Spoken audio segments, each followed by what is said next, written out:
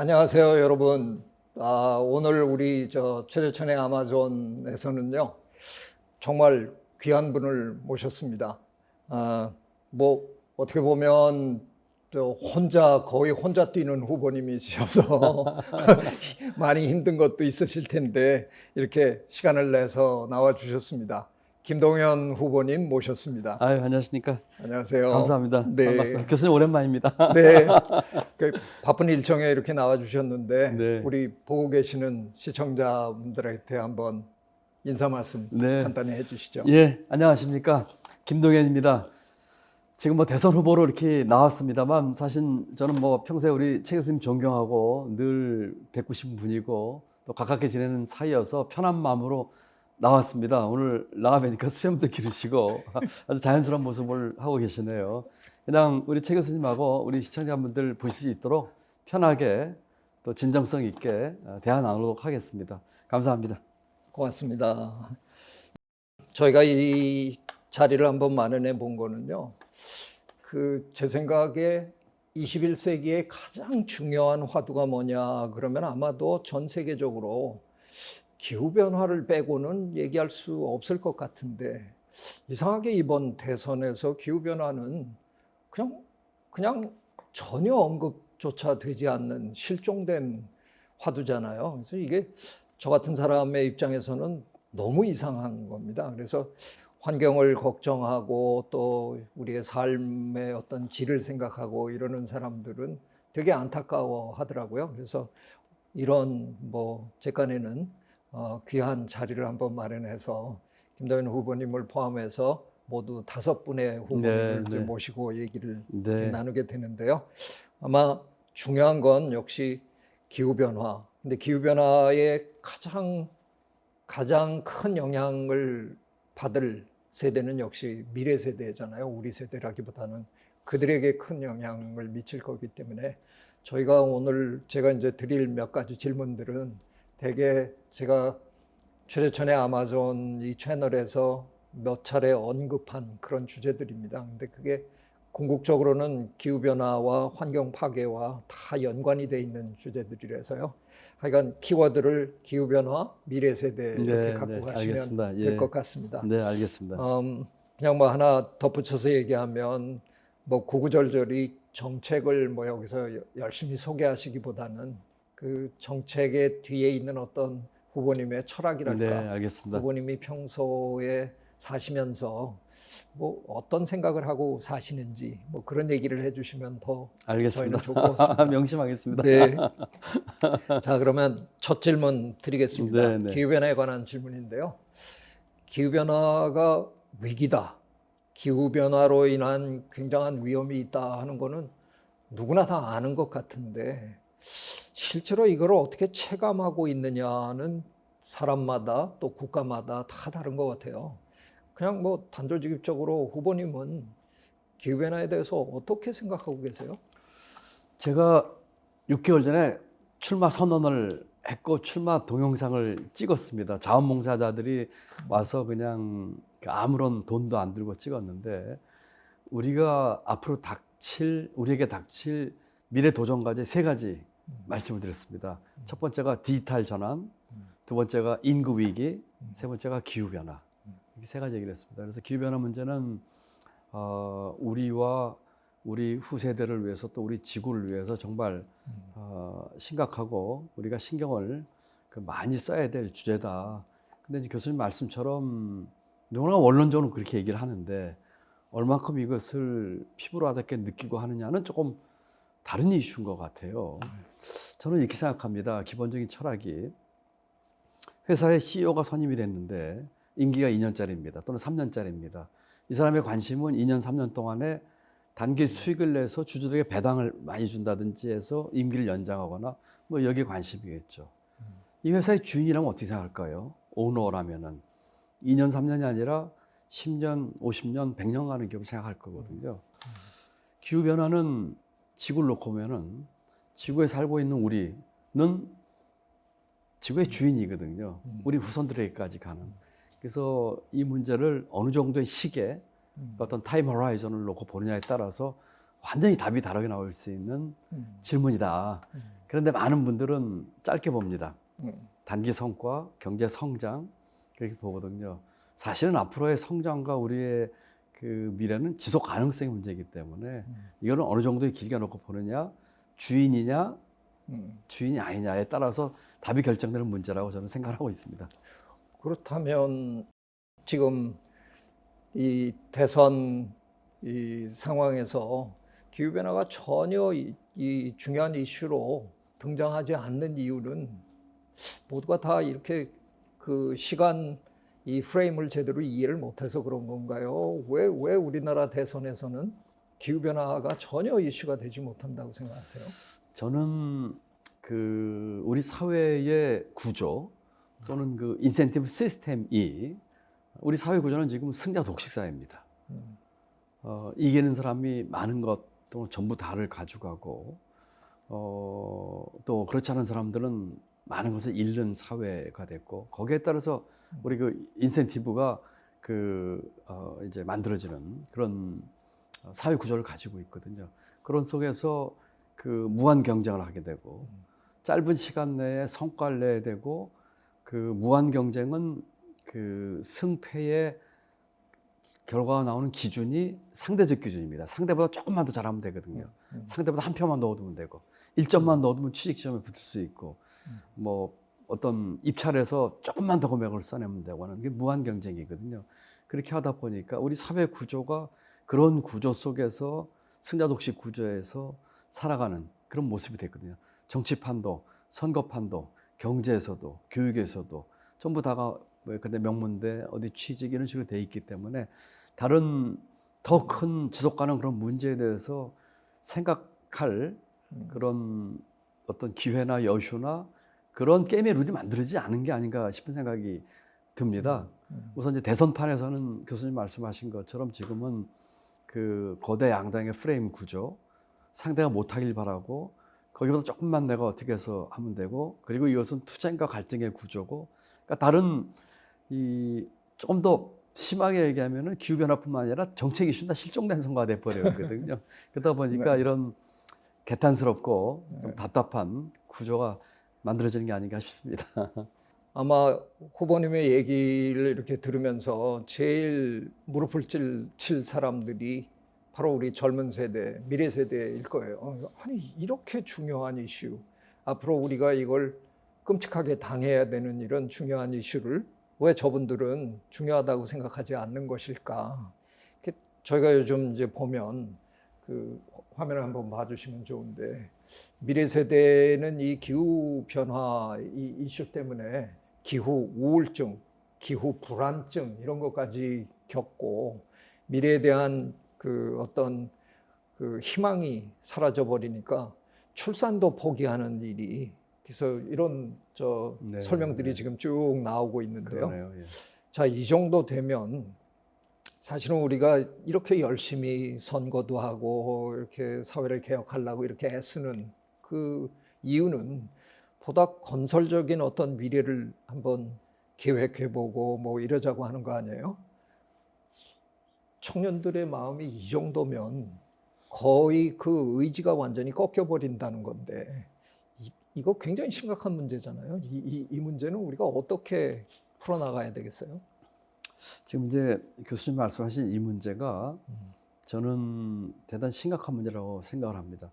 좀 다른 비유를 하나 들어보겠습니다. 제가 그 NFT 첫 발행을 했거든요. 아, 전 세계에서 네. 대통령 후보 중에서 처음으로 NFT를 발행한 그랬어요? 후보입니다. 아, 그래서 이런 걸 느꼈어요. 판매를 하고 계신가요? 예, 판매를 지금 아직 이제 하려고 마음을 먹고 있는데 네. 어떻게 할까 생각 중에 있습니다. 또 다른 네. 것들도 제 이제 출마 동영상을 NFT에 이제 등록을 하고 했는데요.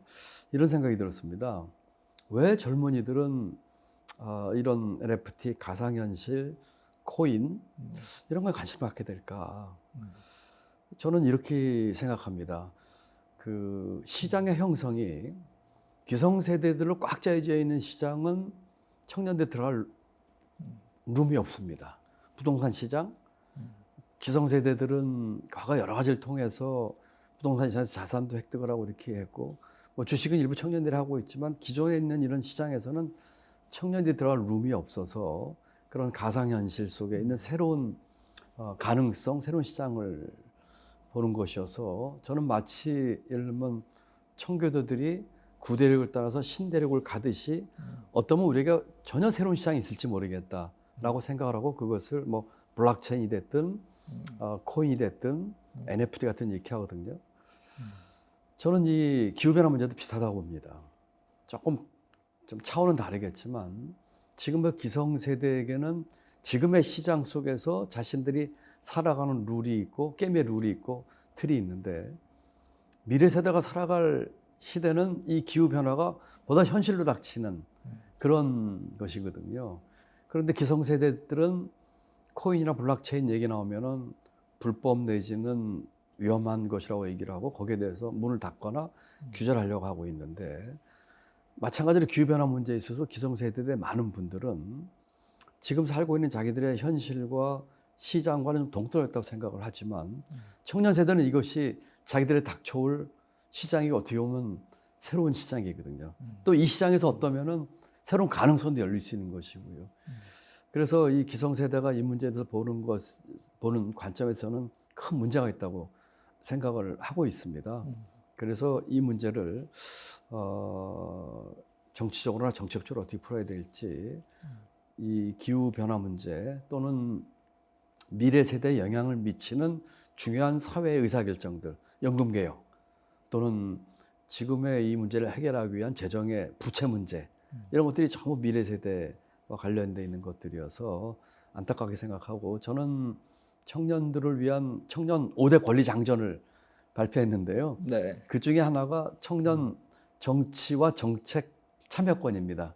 미래 세대에 영향을 미치는 의사결정에 있어서는 청년들이 참여할 수 있는 제도적인 장치를 만들자.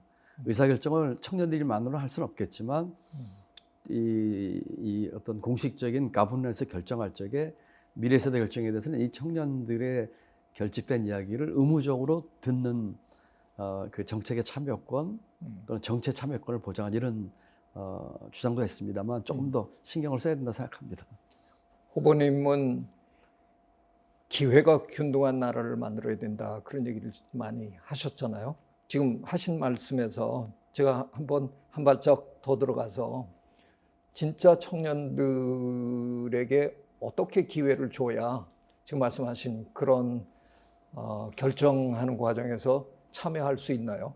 뭐 저는 제 채널에서 청년들에게 나라를 바꾸고 싶으면 그 어떻게 생각하면 말도 안 되는 소리처럼 들리겠지만 옛날에 그 탄핵까지 갈 뻔했던 빌 클린턴 미국 대통령이 청년들에게 정치하라고 독려를 하는 그 영상을 보면서 까무러칠 뻔했어요. 처음에는 자기는 저렇게 망가졌으면서 들어오라고 그러는 게 말이 되나. 근데 그분의 논리가 정치가 더럽다 그러고 외면하면 정치판에는 계속 나쁜 사람들만 들어오고 국가에서 벌어지는 모든 일에 가장 중요한 게 정치일 텐데 청년들이 정치를 외면하면 점점 나빠지는 거다. 그래서 네 생각에 네가 잘났다고 생각하면 반드시 정치를 해야 된다. 이렇게 그냥 질러대는데 처음에는 말도 안 된다고 생각했다가 들으면서 설득당했거든요. 네, 그러셨군요. 그래서 저는 제 채널에서 청년들이 한두 명이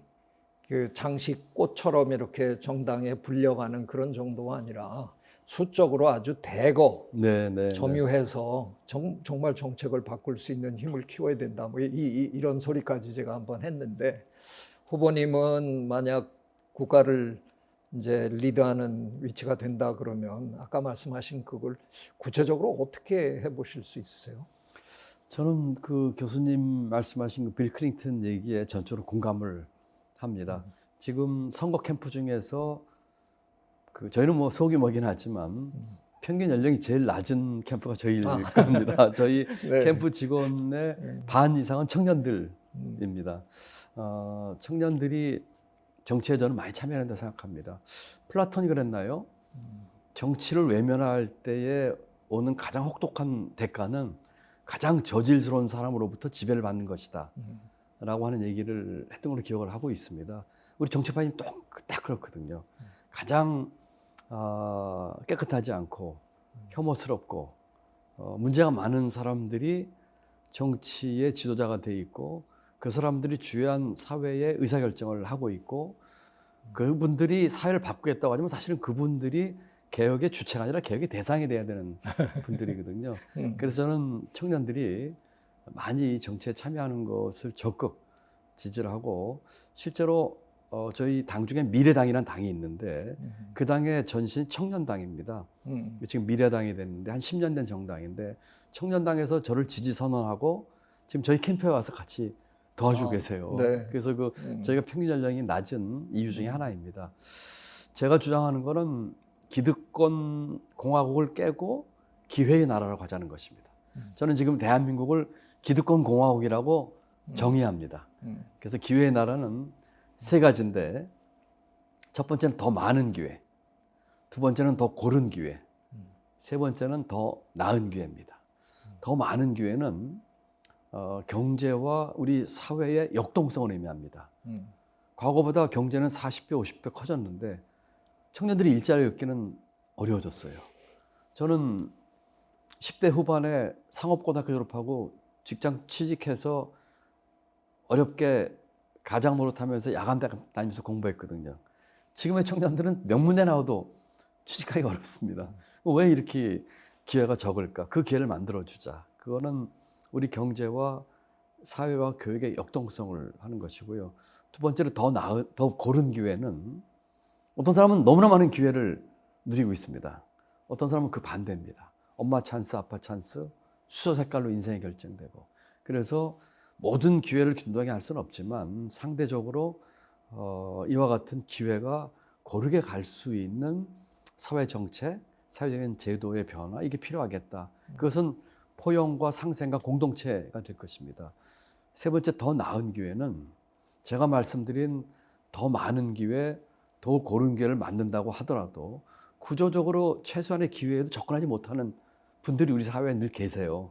그런 분들을 위한 사회 안전망, 혁신 안전망을 구축하자. 그것이 제가 얘기하는 세 가지 기회. 그래서 우리 청년들에게 일할 기회, 공부할 기회, 사업할 기회, 장사할 기회, 창업할 기회, 사랑할 기회, 연애할 기회, 결혼할 기회, 또 아기를 낳을 수 있는 것, 선택할 수 있는 기회 이런 걸 주자는 것이 제 주장입니다. 네, 아유 좋습니다. 근데 현실은 후보님 얘기 들으면 이거 참 저렇게만 하면 다 좋아질 것 같은데 근데 현실은 별로 그렇지가 않잖아요. 맞습니다. 그런 것 중에서 가장 큰 걸림돌이 뭘까 저도 오랫동안 생각을 해봤고요. 그래서 한 6개월 전 정도부터 뜻 있는 사람들끼리 모여가지고 저희가 하던 한 운동이 있어요. 근데 이게 시간을 놓치고 말았습니다. 그게 뭐였냐면 헌법 개정을 해보고 싶었는데 프랑스 정부가 왜 작년에 시도하다가 실패를 했는데 기후변화와 같은 이런 중요한 이슈, 청년들에겐 너무나 심각한 이슈인데 뭐 기성세대는 말만 자꾸 할 뿐이지 이걸 행동에 옮기지도 못하고 뭐 하려 그러면 여러 가지 규제에 걸리고 뭐 이러니까 이걸 아예 헌법에 명시하는 게 어떠냐 했는데 프랑스는 결국 실패했고요. 저는 이번에 그 몇몇 분들이랑 모여서 일찌감치 이런 얘기를 하면서 우리 선거일 날 투표하면서 그 뒤에 국민투표 용지 하나만 끼워 넣으면 한 번에 비용 없이 할 수 있지 않을까. 원포인트 개헌이죠. 그렇죠. 그래서 제가 사실은 그 문구를 대표로 만들었는데요. 헌법 제1조 3항에 대한민국 국민은 기후 및 생물 다양성 위기를 극복하고 지속 가능한 미래를 후손에게 물려줄 의무를 지닌다. 만약에 그런 문구가 헌법에 들어간다 그러면 우리가 하는 모든 행동, 모든 정책 이거에 헌법을 준해야 되니까 저는 근본적인 변화가 혹시 일어나지 않을까 그런 생각이 들어서 추진을 하면서 저희들 생각에는 후보님들이 다 동의해 주시면 그걸 해낼 수 있지 않을까 그랬는데 이제 시간 다 가버렸고요. 아니 근데 교수님 사실은 아까 우리 PD께서 제 종이 내려놓으라고 그러셨는데 거기에 첫 번째가 바로 헌법 개정이었습니다. 그래요? 네, 그렇습니다. 네. 그런데 저는 전체로 동의합니다. 그리고 그것뿐만 아니라 헌법 개정을 제가 강력히 주장하고 있습니다.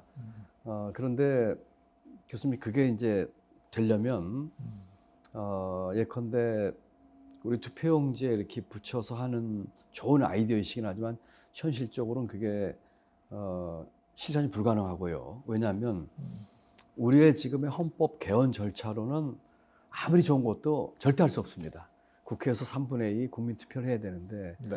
이제까지 매 대통령, 매 국회의장마다 뭐 다른 내용이지만 헌법 개정을 주장했고 지금도 국민의 90% 이상이 개헌을 찬성하고 알고 있는데 네. 지금의 정치 구도로는 개헌이 불가능합니다. 그래서 제가 그 5호 공약으로 권력구조 개편 얘기를 하면서 헌법 개헌에 대한 방법도 제시를 했어요. 아, 네. 네, 저는 교수님 말씀하신 그 기후변화나 그 지속 가능한 나라 그것에 대한 우리의 의무를 헌법에 꼭 넣었으면 좋겠습니다. 그런데 이제 그것을 하려면은 또 그거 말고도 제가 권력구조 개편 문제라든지 이런 걸 하는 것들이 많은데 하려면은 지금의 헌법 개헌 절차로는 불가능하고요. 저는 헌법 개정 국민회의를 구성하자고 주장을 했고요. 네. 누구나가 권력 잡고 나면 개헌에 관심이 없어집니다. 그래서 그 헌법 개정 국민회의를 만들어서 이번 지방선거에서 권역별 비례대표에서 뽑아가지고 그 국민회의는 헌법 개정안을 국민적 합의로 만드는 데까지 목적을 두고 한시적으로 뭐 저는 한 1년 얘기했으면 뭐 한 2년도 좋습니다. 다 같이 그럼 지금 얘기한 교수님 말씀하신 그런 기후변화 얘기 또 저희가 주장하는 권력구조 개편 문제 넣어서 개헌안을 만들면은 그러면 국회 절차와 국민투표를 통해서 할 수 있지 않겠느냐 하면서 이번 대통령은 임기를 단축하자고 제가 했습니다. 네. 왜냐하면은 지금 대통령은 5년 임기고 5년 임기 동안에 전국 선거를 3번 치릅니다. 대통령, 국회의원, 지방선거를 하거든요. 만약에 4년 뒤인 지방선거 일정을 맞추면은 그 대통령이 1년 임기 단축하고 4년 뒤 지방선거 때 21대 대통령 뽑으면 되고 그러면은 권력구조를 개편하는 개헌을 하게 되면 제7공화국이 됩니다. 그렇죠. 그렇게 제가 구체적인 방안을 제시했거든요. 네. 그래서 저는 교수님과 또 같이 운동하시는 분들 그 취지에 저도 동참하고 싶을 정도로 찬성을 하고 네. 다만 현실적인 그 방법에 있어서는 제가 말씀드리는 것이 가장 현실적인 방법이고 제가 다른 정치권들하고도 얘기 계속 하고 있으니까 네. 얘기를 하도록 하겠습니다. 그리고 그 내용도 받도록 하겠습니다.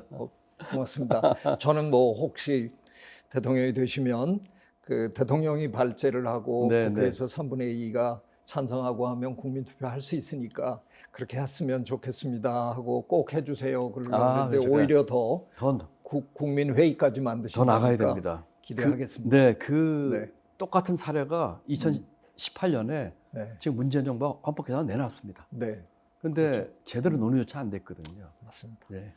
자, 기후변화 얘기를 조금 더 이어가려고 하는데요. 구체적으로 2050 탄소 중립 이슈에 대해서 한번 얘기를 드려보려고 그래요. 뭐 어려운 결정이었지만 그래도 문재인 정부가 이 2050 탄소 중립을 선언했고요. 위원회도 만들어져서 지금 애쓰고 있는데 현실은 과연 우리가 2050년까지 기다릴 수 있느냐 하는 문제를 과학자들은 계속 지금 그렇죠. 제기하고 있잖아요. 그 문제에 대해서는 문재인 정부의 이런 목표가 타당하다고 생각하시는지, 좀 부족해서 더 노력해야 되는지, 아니면 경제가 워낙 경제에 미칠 영향까지 고려하면 조금 조심스럽게 가야 되는지 어떤 생각 가지고 계세요? 저는 사실은 조금 더 적극적인 안이 나왔으면 좋겠다는 생각은 하고 있습니다만 우선 이제 어렵게나마 40% 이제 위원회에서 나왔고 물론 그 과정에서 다소의 여러 가지 이견도 있었고 또 그까지 가기 위한 여러 가지 기준에 대해서 아직도 좀 논란이 뭐 없지 않아 있긴 합니다만 우선은 그 목표를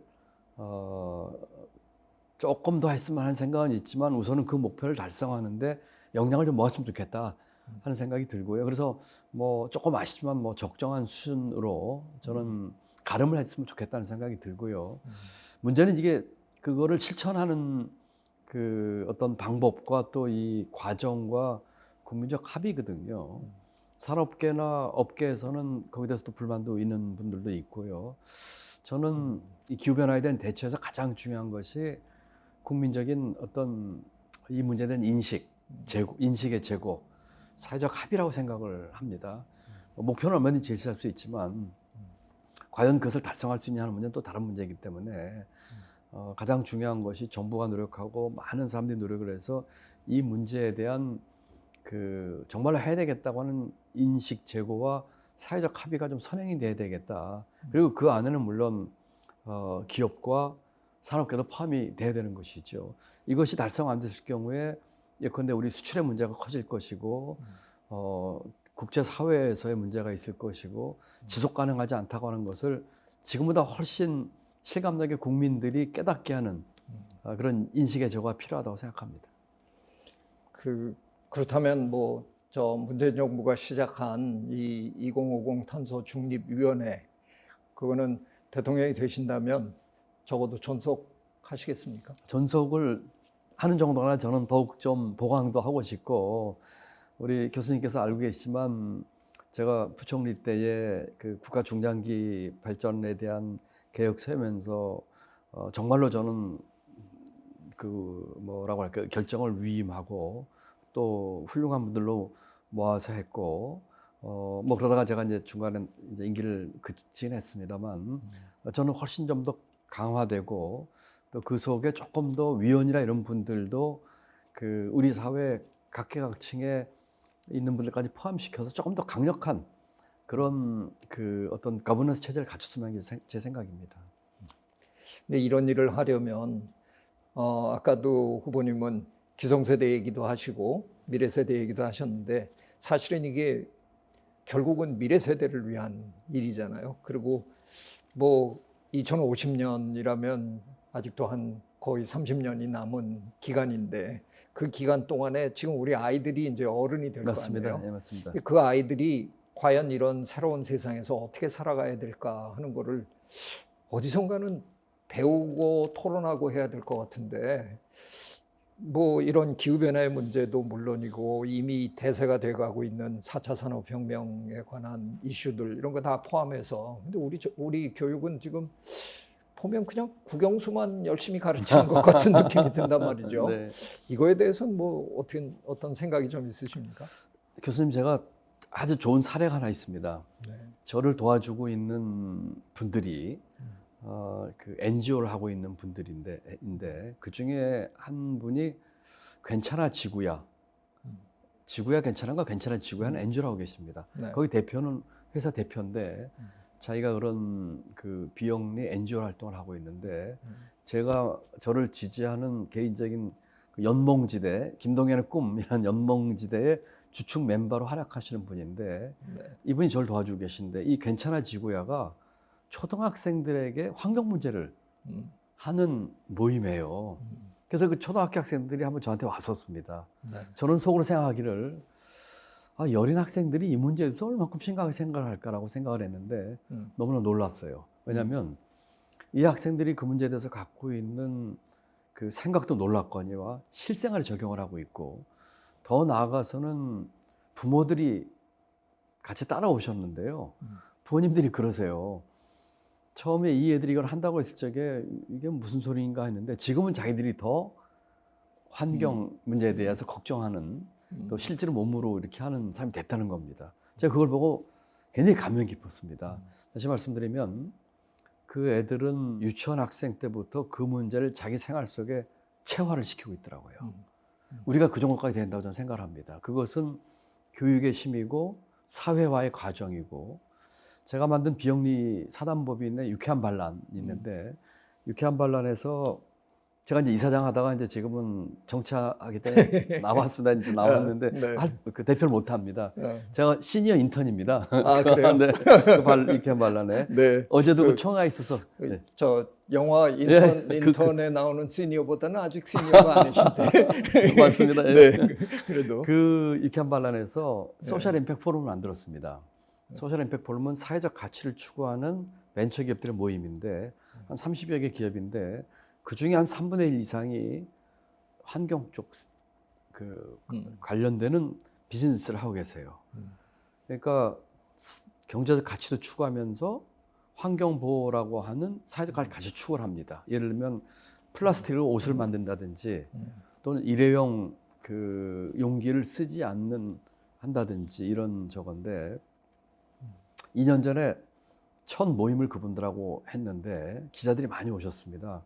그래서 사회적 가치에 대한 얘기를 하면서 참 훌륭하다 얘기를 했더니 그중에 어떤 청년이 이런 얘기를 하더라고요. 제 기억으로 아마 플라스틱으로 그 폐 플라스틱으로 옷을 만드는 청년이었던 CEO로 기억을 하는데 20대 후반이었습니다. 이런 얘기를 하더라고요. 저는 사회적 가치 이런 거 잘 모릅니다. 저는 이거 좋아서 일하는데 왜들 이렇게 호들갑 떠십니까? 예. 제가 그 말에 충격받았습니다. 저는 사회적 가치를 추구하고 가치 소비하는 것이 좋은 일이고 내가 해야 되는 일이라는 생각이 늘 있었는데 그 청년은 자기가 좋아서 하고 있고 내 생활 속에 해야 되는 일인데 왜 그러냐는 거예요. 그러면서 그때 여름이었는데 에어컨 이거 온도 좀 낮추자고 하고요. 그 다음에 그 여기도 이게 죄송합니다만 저희가 이런 걸 줬더니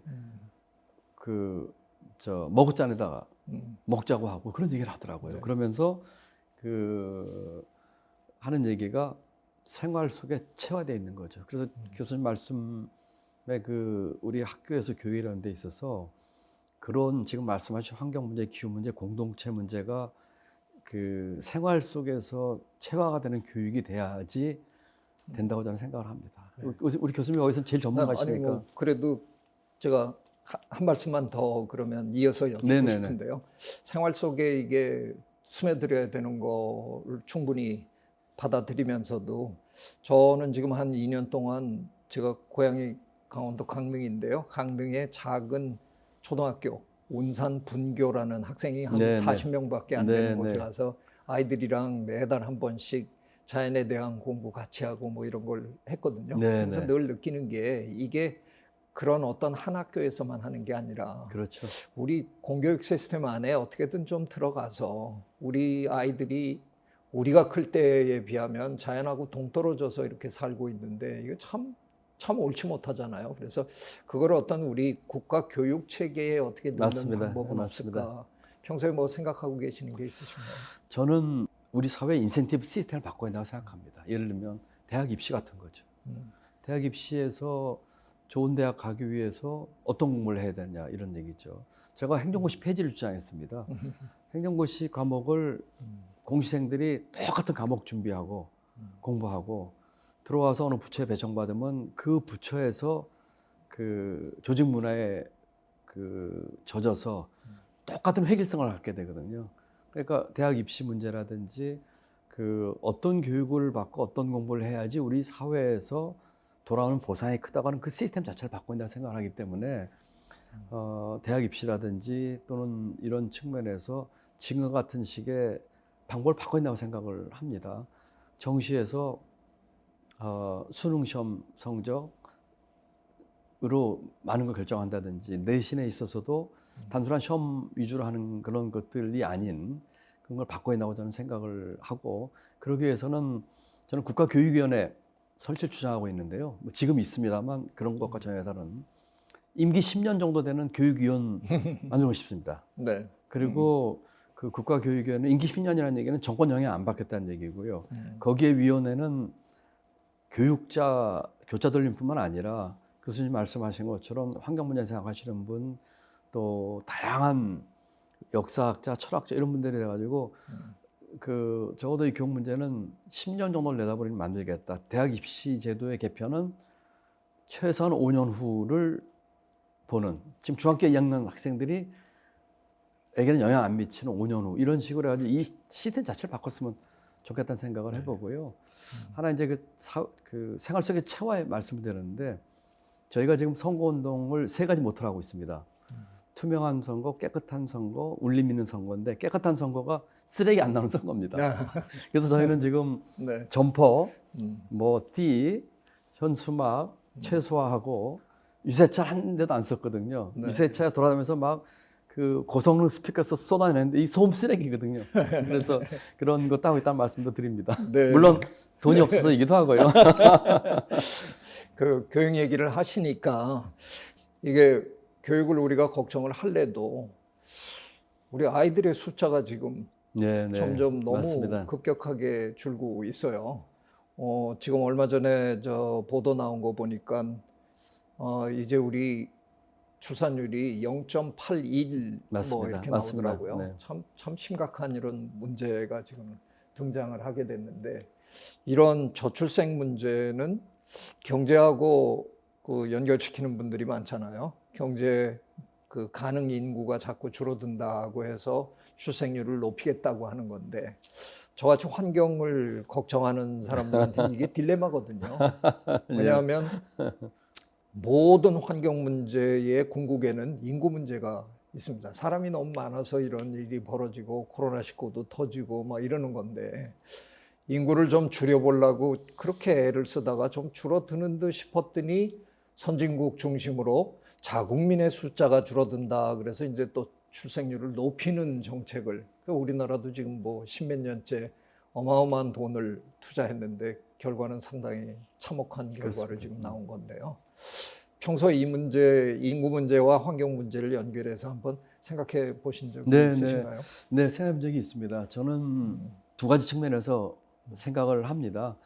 뭐 어떻게 보면 좋아라고 볼 수도 있겠는데 첫째로는 출생률, 지금 이제 저출생 문제가 심각을 올리는 문제는 저는 해야 한다고 생각을 합니다. 지금 0.81명이고 내년에는 0.7로 떨어질 거라고 이렇게 예측을 하더라고요. 그렇다면은 이제 경제나 이 성장 면에서는 생산 요소를 세 가지를 보고 있거든요. 자본과 노동과 이제 뭐 땅 이렇게 고전적으로 얘기를 하고 있는데 그중에 이제 노동력이 중요한 생산 요소이기 때문에 그런 얘기를 하고 있는데 저는 그 부분에는 크게 동의하지 않습니다. 이제는 그 성장의 차원이 달라졌기 때문에 혁신과 기술 개발과 여러 가지가 있기 때문에 그렇지만 우리 합계 출산율이 0.81까지 떨어졌다고 하는 거는 한국 사회 지속 가능성을 위해서는 대단히 위협적인 것이기 때문에 출산율 올리는 거에는 동의를 합니다. 다만 올리는 방법에 있어서는 지금까지는 대부분 실패했습니다. 저도 예산실장도 하고 부총리까지 하면서 여기에 그 재정을 투입하는 생각도 했지만 늘 갖고 있는 의문은 정부가 돈을 쓰면 출산율이 올라갈까? 입니다. 저는 거기에 대해서 이렇게 썩 긍정적인 생각을 하지 않았습니다. 많은 나라들이 출산율을 높이기 위해서 재정을 쓰는데 제가 읽었던 어떤 논문에서는 성공하는 나라 있고 실패하는 나라, 물론 상대적입니다. 네. 있는데 그 차이는 그 어떤 문화, 예를 들면은 그 뭐 젠더 이퀄리티 문제라든지 유교적 문제라든지 이 문제가 어떨까 하는 거가 굉장히 큰 변수라는 거죠. 예를 들어서 남성에게도 출산 휴가를 주는데 출산 들어가 가지고도 가사는 여전히 여자분들이 한다든지 하는 문화가 돼 있는 나라 같으면은 우리가 아무리 돈을 쏟아부어도 또 직장에서도 그 유리천장이라든지 그래서 이 여성의 지위 향상 문제와 이 가사 분담에 대한 사회적인 문화 자체가 바뀌지 않는 한 돈을 쏟아부어도 소용없다고 하는 것들이 주로 유교권 국가에서 많이 나온다고 하더라고요. 그래서 첫 번째는 출산율을 올려야 되지만 올리는 방법은 정말 사회 전체적으로 봐야 되겠다는 생각이 들고요. 두 번째는 지금 교수님께서 말씀하신 포인트인데 같이 염두에 둔다 생각합니다. 우리 지구가 또는 대한민국의 가장 살기 좋은 쾌적한 환경에 맞는 어떤 뭐 인구라고 하면 좀 어폐가 있을지 모르겠지만 이거는 어느 정도가 그 옵티멀한 것일까에 대한 생각을 늘 해야 한다고 생각을 합니다. 그래서 한편에서는 출산을 올리는 노력을 그 단순히 뭐 돈 써서 뭐 정부 주도가 아닌 그런 사회 문화적인 그럼으로써 삶의 질이 향상되는 식으로 추진하면서 또 한편으로는 적절한 인구와 그 환경 문제 좋아하는 것도 같이 보는 식으로 두 개 같이 봐야 된다고 저는 생각을 합니다. 물론 뭐 이 조화가 참 어려운 문제긴 한데 저는 같이 이렇게 염두에 둬야 되지 않나 이렇게 생각하고 있습니다. 네. 조금 전에 이제 그 경제와 연계해서 얘기하시면서 여성 문제를 얘기하셨으니까 예를 들면 여성의 인력을 우리나라는 아직도 충분히 활용하지 맞습니다. 못하는 아주 대표적인 맞습니다. 낙후 예. 국가인데요. 사실은 또 어떤 면에서는 노인 인력도 맞습니다. 이게 예. 너무 그냥 허비되는 게 아닌가. 그래서 저는 오래전에 16년 전입니다. 이미 정년제도 없애자라고 떠들었다가 참 욕을 많이 그 당시에는 욕을 많이 먹었는데 지금은 뭐 그런 얘기들을 이제 공공연히 이제 하고 있죠. 논의를 하고 있잖아요. 어떤 나라는 야금야금 조금씩 정년을 뒤로 이렇게 살짝살짝 미루는 나라들이 있는가 하면 미국이나 영국 같은 나라는 아예 정년이 없는 나라잖아요. 정년제도에 대해서는 어떤 관점을 갖고 계십니까? 저는 그 아까 이제 여성하고 어르신 얘기를 하셨으니까 여성 문제에 있어서는 제가 경제 관리를 오래 하면서도 우리 경제 활로의 키는 여성 인력의 활용이라고 생각을 했습니다. 그래서 이 문제는 정말 심각하게 봐야 됩니다. 우리가 OECD 국가들보다 여성의 경제활동 참여율이 가장 낮은 국가거든요. 그래서 여성의 경제활동 참여를 높일 수 있는 제도뿐만 아니라 아까 말씀드린 가사 분담이나 뭐 이런 것 등 통해서 정말 그 완전히 좀 이 차원 다른 방법이 필요하다는 생각을 하고요. 정년 문제에 있어서는 저는 정년의 연장이나 폐지까지에 대해서 저는 전향적입니다. 다만 이 문제가 이제 많은 분들은 청년 일자리와 이게 어떤 대체 관계, 트레이드 오프가 있냐고 생각하는 분들이 많으세요. 그게 늘어나면 청년 일자리가 줄어드는 게 아니냐는 생각을 하는데 단기적으로나 일부에서는 그런 면이 있을 수가 있다고 볼 수도 있지만 제가 생각하는 것은 청년 일자리와 어르신들의 정년 연장 문제가 함께 이게 그 될 수 있는 방향을 찾을 수 있다고 저는 생각을 합니다. 그래서 그 우리 사회 어르신들이 일할 수 있는 나이 들어서 일할 수 있는 분야를 굉장히 많이 만들어내는 생각을 해요. 대한민국의 직업 수가 한 만 몇천 개, 뭐 한 2, 3천 개 될 겁니다. 얼마 전까지 11,000개였으니까요. 네. 일본이 한 2만 몇 개 되고 미국이 3만 개가 넘습니다. 그렇다면 저는 왜 그럼 대한민국은 창직을 못할까 하는 생각을 하거든요. 예를 들면은 10년 전, 20년 전에는 바리스타나 소믈리에라는 직업은 한국에는 뭔지도 몰랐던 시절이거든요. 그렇다면은 그 어르신이 됐든 청년이 됐든 거기에 맞는 창직에 대한 분야가 저는 굉장히 넓다고 생각을 하고 있어요. 그래서 이 문제의 키는 정년을 연장했을 적에 청년 일자리를 대체하는 게 아니라 이건 다른 차원에서 같이 갈 수 있다고 하는 그 어떤 창의적인 방법과 거기에 대한 사회적으로 인정 그런 것들이 좀 돼야 된다고 저는 생각을 하고 그런 면에서 대한민국처럼 아까 제가 말씀드린 기회가 강물처럼 흐르는 나라를 만들게 되면 이 창의성이 워낙 많아서 저는 얼마든지 할 수 있다고 생각을 하고 특히 어르신의 경우는 저는 사회 봉사와 관련되는 그런 일들과 직업에 대한 창직이 굉장히 많이 나올 수 있다고 생각을 하고 있습니다. 네. 저는 그 정년 연장 그런 면에서의 정년 폐지까지도 저는 전향적이라고 말씀드리고 싶습니다. 네. 창직이라는 표현이 이렇게 상당히 와서 네네. 닿습니다. 네. 그런데 문제는 이게 자꾸 우리 사회는 이런 이슈들을 이렇게 뭐 토론을 통해서라든가 뭔가 긍정적인 방향으로 이렇게 풀어나가기보다는 최근에 우리 사회는 이상하게 모든 게 다 갈등 구도로 그렇습니다. 자꾸 빨려 들어가잖아요. 조금 전에 가장 중요한 이슈가 여성 인력이라고 이렇게 말씀하셨는데 실제로 우리 저 사회에서는 지금 뭐 네, 젠더 갈등. 남녀 갈등, 젠더 갈등이라고도 하고요. 세대 갈등도 있고 뭐 저는 지식 갈등도 상당히 문제다 하는 얘기도 좀 종종 하고 있는데 이런 여러 가지 갈등은 사실은 피할 수는 없는 거잖아요. 그건 그렇습니다. 현실인데 네, 그렇습니다. 평소에 갈등에 대해서는 어떤 이런 생각을 하시나요? 제가 장관급 국무조정실장 할 적에 총리실에 갈등조정위원회라는 게 있었습니다. 그렇죠. 네. 네. 갈등의 순기능도 있습니다. 네. 네, 갈등의 순기능도 있고 한데 우리 사회는 지금 너무나 이 역기능이 이제 커져 있어서 그 역기능 쪽 얘기를 좀 해야 될 것 같아요. 저는 이게 뭐 젠더 갈등이나 세대 갈등이다가 제로섬 게임처럼 되는 게 아주 바람직하지 않다고 생각을 해서 아까 창직도 말씀드렸고 했는데 저는 그 키워드는 제가 말씀드린 기회라고 생각합니다. 기회가 없기 때문이죠. 유치원 학생들이 하는 게임 중에 의자 빼기 놀이가 있습니다. 10명이 뺑 둘러서 빙글빙글 돌고 가운데는 의자가 9개밖에 없습니다. 네. 음악이 연주가 되다가 그치면 학생들 그 유치원 학생들은 앉아야 되고 한 명은 못 앉게 돼 있어요. 그래서 9명이 앉고 나서 1명 떨어지면 그 다음에는 의자를 하나 빼고 8개를 가지고 이게 지금 대한민국 사회 모습이거든요. 그러다 보니까 그 많은 사람들은 자기의 적이고 만인의 만인에 대한 투쟁이 벌어지고 이러다 보니까 이 갈등 구조가 너무 심해지는 것 같아요. 그래서 그 갈등 자체를 해결하는 여러 가지 방법도 있겠지만 저는 보다 근본적으로는 결국 기회의 문제다. 더 많은 기회, 더 고른 기회. 젠더 갈등 문제도 예를 들면은 이게 직장 문제라고 하면은 더 많은 일자리 나오게끔 하는 경제 역동성. 그러면 경제 역동성 어떻게 만들 거냐 문제로 쭉 들어가면 되는 것이고요. 교육 문제만 하더라도 왜 명문대학을 다 가려고 하고 있고 수소 색깔로 인생이 결정되는 사회가 될까 하는 교육 격차 문제가 나오고 있고 결국 교육과 인적 투자를 통해서 부와 사회적 지위가 대물림되고 있는 그런 모습을 보이고 있거든요. 이 전부 갈등을 유발하는 것들이거든요. 그래서 저는 뭐 개별적으로 젠더 문제, 뭐 이대남, 이대녀 문제 이런 것들을 푸는 것도 중요하지만 사회 전체에 아까 제가 말씀드린 더 많은 기회, 더 고른 기회를 만들었다는 생각을 하고요. 하나만 더 첨언드리자면 정치권이 문제입니다.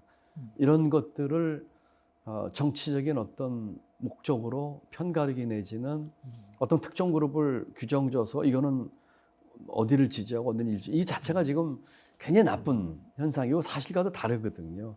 그 안에 있는 뭐 이대남 이대녀 예를 들어서 그 그룹 속에 있는 개개인이 갖고 있는 그 다양성과 특성을 다 무시한 채 이거는 누굴 지지하고 이건 누굴 지지하고 이것이 정치권에서 어떤 정치 공학 내지 이런 식으로 하는 것이 너무나 그 정치인이 잘못하는 거라고 생각하는 것도 꼭 좀 시정됐으면 좋겠다 이런 생각해 봅니다. 네. 근데 말씀하신 대로 지금 이대남 이대녀는 그야말로 요즘 사회에서 흔히 쓰는 표현으로 갈라치기를 하면서 그렇습니다. 정치적인 이득을 오히려 얻는 이런 네, 상황이 그렇습니다. 돼버렸는데 기회를 더 만드신다고 하셨는데 구체적으로 한번 이대남 이대녀 이 갈등 상황에서 어떤 기회를 만드실 수 있으세요? 우선은 저는 이제 아까 5대 이제 청년 5대 권리 장전을 얘기했는데 예를 들면 첫 번째가 청년 안전권입니다. 그러면은 예를 들어서 얼마 전에 그 혼자 그 사는 여성분 초대받아서 간 적이 있습니다. 용감하게 초대를 해주셨더라고요. 이분이 그런 얘기를 하시더라고요. 퇴근해서 밤에 집에 올 때 되면은 자기 골목에서부터 이제 좌우를 들여다보면서 혹시 누가 따라오는 사람 없나 해가지고 하고 집 안에 CCTV를 설치했다는 거예요. 그런 식으로 청년의 안정권 문제. 그게 이제 더 많은 기회를 줄 수도 있는 거 아니겠습니까? 안정권 문제가 꼭 그런 젊은 여성뿐만이 아니고 남성들의 군대에서의 어떤 뭐 피해나 이런 문제도 있을 수가 있겠고 또는 군 복무 중인 젊은 청년들의 예컨대 국민연금 가입 문제라든지 이런 것들도 다 국민 청년 안정권 문제를 해결할 수 있다고 생각을 하고요. 두 번째는 청년의 일할 권리입니다. 청년 일할 권리는 저희가 일할 수 있게끔 직장을 구하거나 창업하거나 창직할 수 있는 기회를 만들어주는 경제사회 역동성을 만들어주는 것이죠. 그런 것들이 총량이 늘어나면 아까 말씀드린 유치원 학생이 10명이 9명의 의자를 갖고 다투는 게 아니라 의자를 10개 만들고 11개도 만들어서 골라도 갈 수 있는 그런 사회를 만드는 것이죠. 그 다음에 중요한 것이 지금 청년의 주거권입니다. 이 집 문제가 굉장히 심각해서 어떻게 하면 이 문제를 풀 수 있을까? 여러 후보들이 부동산 문제 얘기하는데 경제를 34년 해온 제 입장에서는 전부 엉터리고 전부 거짓말이거든요. 그렇다면 이 청년들에게 어떻게 주거권을 확보해 줄 수 있을까? 저는 이거 사회적 타협이 필요하다고 생각합니다. 이제까지 기성세대는 과거의 시장에서 나름대로 자산을 형성할 수 있는 기회가 있었는데 청년들은 그럴 기회가 없습니다. 10년, 20년도 집을 못 구하거든요. 그렇다면 뭐 공공부지가 됐든 또 이런 곳에 공공주택을 짓는데 많은 분들이 반대하시죠, 주변에서. 그렇지만 사회정책적으로 자, 이것은 예를 들면 땅은 국가가 소유하겠지만 집은 줘서 소유권은 집 소유권은 우리 청년과 신혼부부에 주겠다는 지금 사회적 타협 같은 게 필요한 것이죠. 그런 것을 통한 청년 주거권 문제라든지 또는 또 하나는 청년 개발권입니다. 자기 개발권.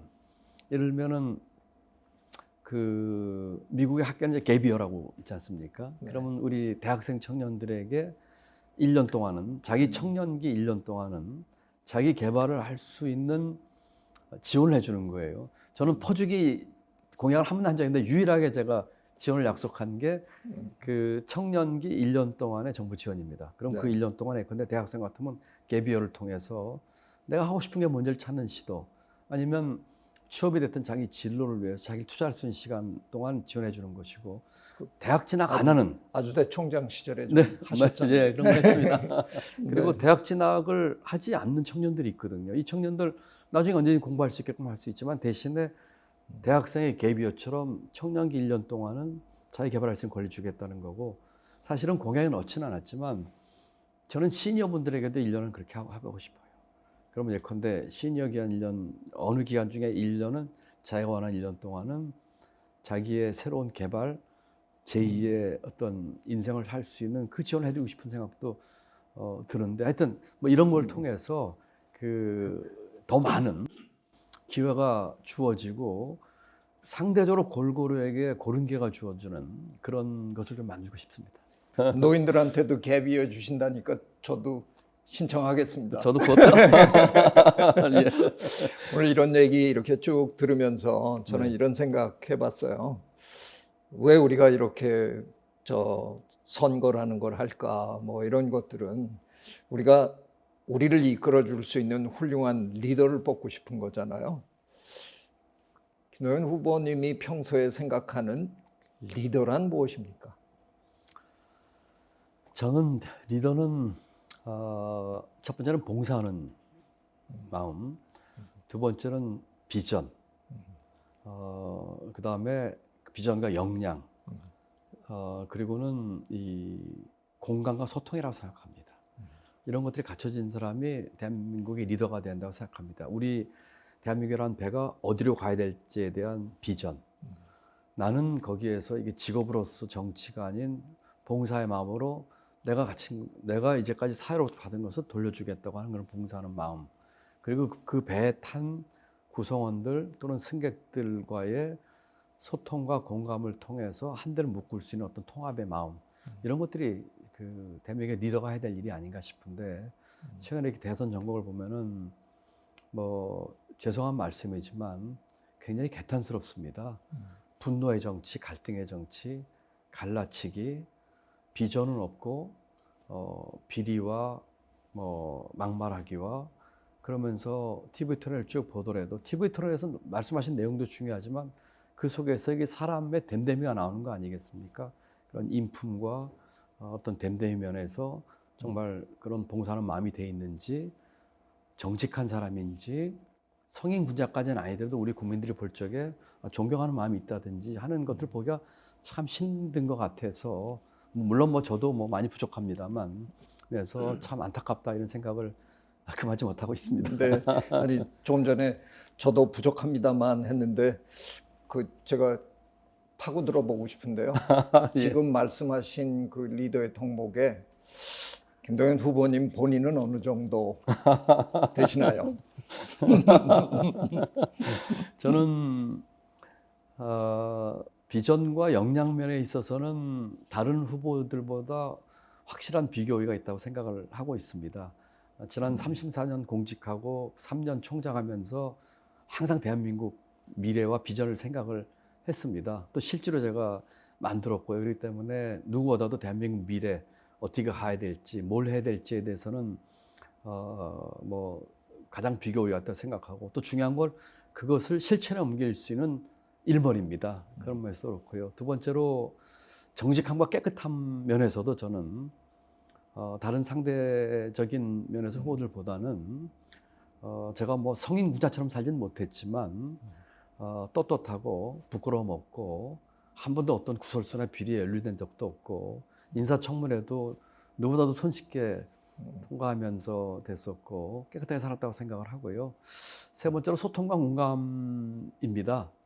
저는 일찍 아버지를 여의고 17살 때부터 소년가장 하면서 청계천 판잣집에서 철거돼서 천막에서 살고 상업학교 졸업하고 직장하면 야간대학 다니고 하면서 많은 걸 배웠습니다. 덜 가진 사람, 덜 배운 사람들이 얼마나 따뜻한 마음 가지고 있는지, 그분들은 무슨 생각하고 있는지, 공직생활 내내 하면서도 그런 마음이 잃지 않고 이렇게 쭉 했기 때문에 아마 누구보다도 그런 공감과 소통 면에서 또 제가 부총리 그만두고 2년 반 동안 전국을 제가 아내와 같이 이렇게 버스 타고 기차 타고 다니면서 사람들 만나면서 사람 모습 보면서 소통하면서 제가 얼마나 사회부터 많은 덕을 봤는지 그분들은 어떻게 살고 있는지 이렇게 하면서 소통을 했기 때문에 그분들 찾아가 보면 10분만 지나면 금방 합니다. 그분들이 사진 찍으러 왔는지 지나가다 들렸는지 폼 잡으러 왔는지 진정성 갖고 왔는지 금방 아시거든요. 그래서 그런 소통과 공감 면에서도 누구보다도 저는 뭐 물론 지금 나와 있는 후보들 얘기입니다만 왔을 때 뭐 상대적으로 제가 뭐 그 비교가 있지 않나 이렇게 저는 생각하고 있습니다. 뭐 네, 부끄럽습니다만. 말씀해 주셔서 고맙습니다. 네. 말씀드리니까 괜히 이렇게 가슴이 따뜻해지는 아유, 느낌이 감사합니다. 들어서 너무 좋았습니다. 자, 그러면 뭐 저희 뭐 대충 할 만한 얘기는 다 나눈 것 같은데요. 네, 네. 카메라를 아, 보시면서 마지막 그 인사 한마디 그럴까요? 해주시면 좋겠습니다. 네, 시청자, 뭐 아까 저 후보님은 구태여 유권자라고 안 하시고 싶다 그러셨지만 그래도 알겠습니다. 예. 예, 그렇게 그렇게 생각하시고 하겠습니다. 네. 마지막 인사해 주시면 네, 알겠습니다. 감사합니다. 고맙겠습니다. 네, 시청자 여러분, 국민 여러분, 감사합니다. 저는 정치를 시작한 지 6개월밖에 안 되는 정치 스타트업입니다. 모든 게 서투입니다. 아까 교수님 말씀처럼 유권자에게 호소하고 이런 것도 서투입니다. 오늘 얘기를 나눠봤지만 대한민국 많은 문제를 안고 있고 할 일이 너무너무 많습니다. 그런데 제가 정치에 뛰어든 이유는 이와 같은 모든 문제를 해결하는 첫 걸음이 정치 개혁입니다. 정치판이 바뀌고 정치 세력이 바뀌지 않으면 안 될 것 같습니다. 경제정책 아무리 좋게 만들어도 정치가 얼마나 이 좋은 정책을 망가뜨릴 수 있는지 제가 경험을 했고요. 다른 부분에서도 그렇습니다.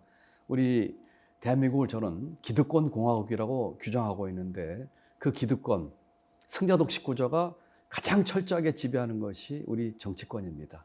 지금의 정치판과 정치 세력 교체하지 않으면 정치뿐만 아니라 경제 패러다임, 교육 개혁, 사회 갈등의 통합 이루어지지 않습니다. 정치판을 바꿨으면 좋겠습니다.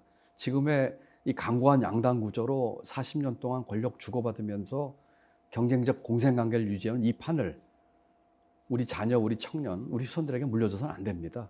이 판을 바꾸기 위해서는 정치판에 뛰어들었습니다. 뭐 저를 지지해 주시면 고맙겠습니다. 그렇지만 그렇지 않으시더라도 이 판을 깨려고 하는 이 노력에 관심 가져주시기 바랍니다. 이 판을 깨려고 하는 시도조차 하지 않으면 더욱 강고하게 굳어져서 점점 더 깰 수 없을 겁니다. 저와 같이 하는 새로운 물결 당은 이 구조를 깨기 위해서 지금 몸으로 부딪히고 있습니다.